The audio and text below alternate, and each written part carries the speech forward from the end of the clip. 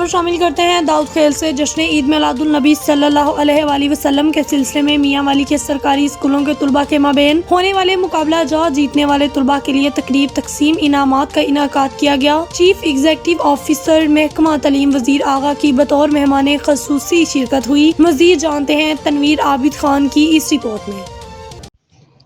جشن عید میلاد النبی کے سلسلہ میں ضلع انتظامیہ میاں والی اور محکمہ تعلیم کے تحت سرکاری اسکولوں کے طلباء کے مابین مقابلہ حسن قرات، نعت خوانی اور تقاریر کا انعقاد کیا گیا، جس میں اول، دوم، سوم پوزیشن حاصل کرنے والے طلباء کے درمیان انعامات تقسیم کرنے کے لیے تقریب تقسیم انعامات کا انعقاد معروف تعلیمی ادارہ دی ایم اسکول میں کیا گیا۔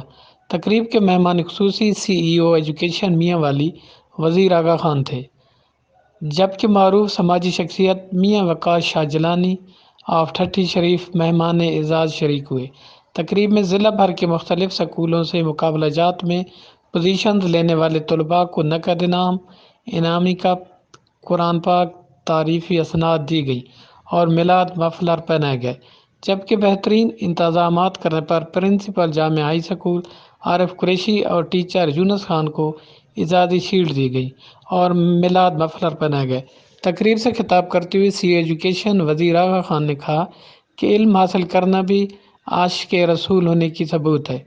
انہوں نے کہا کہ مقابلہ جات کے انعقاد کا واحد مقصد نسل نو کے دلوں میں عشق مصطفیٰ کی شمع فروزاں کرنا ہے۔ اس موقع پر میاں وقاص شاہ جیلانی، سہیل اختر خان صدر میلاد کمیٹی، ملک غلام حسین عوان نمائندہ پی ٹی وی، ملک اشرف خان اختر مجاز نے بھی اظہار خیال کیا، جبکہ معروف صحافی اظہر خان نیازی نقیب محفل تھے۔